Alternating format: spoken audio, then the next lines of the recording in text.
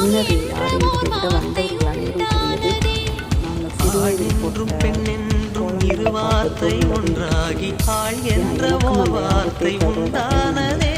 கோலப்போட்டியில் ஒரு குட்டி தேவதை கலந்து கொண்டார். அவளும் தன் பங்கிற்கு தன் திறமையை காட்டினார்.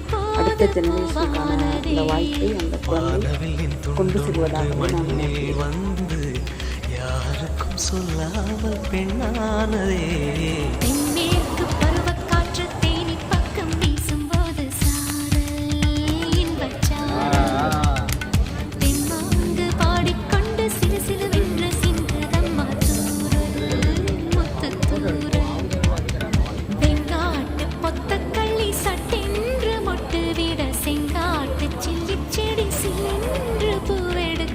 கவர் ஆகுது சார்.